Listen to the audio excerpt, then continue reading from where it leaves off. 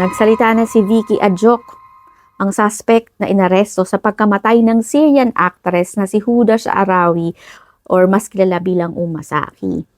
Ayon sa kanyang salaysay sa mga investigador ay natakot daw si Vicky para sa sarili niyang buhay kasi sinabihan daw siya ng amo niya na si Huda na nilason siya nito. So, nag-iiyak daw siya magdamag at nasabi niya sa sarili niya na parehas tayong mamamatay.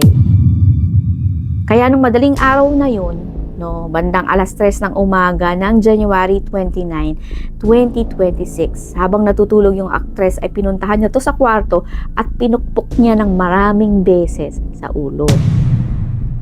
May kumakalat na larawan ng martilyo sa crime scene pero hindi kasi kinumpirma ng mga otoridad na yun yung ginamit niya. Sa ngayon, blunt object lang ang opisyal na termino. Tapos after nga niya mapatay yung amo niya, ay inantay niya yung katapusan niya.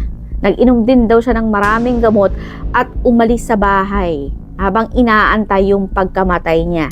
Naglakad-lakad daw siya na walang suot na sapatos o tsinelas sa paa hanggang sa in-approach siya ng isang babae at inirefer siya sa lalaki na marunong mag-English.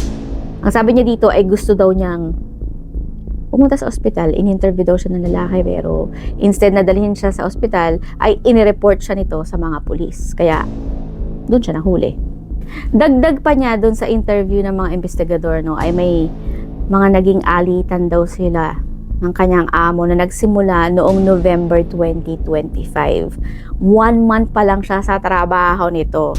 Kabilang ang umano'y hindi pagkakaunawaan sa sahod na ayaw daw ubigay sa kanya, na sinabihan siya nito na mag-antay siya ng 4 months at ibibigay lang sa kanya kung maayos ang pagtatrabaho niya.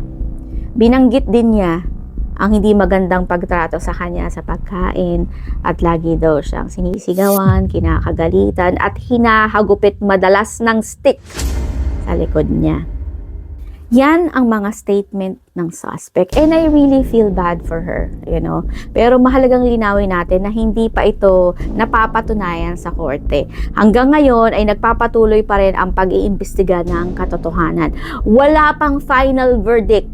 Wala pang final verdict. Please lang, huwag kayong gumawa ng fake news. So, update ko na lang po kayo kapag meron ng final judgment. Pero sa ngayon, ito muna.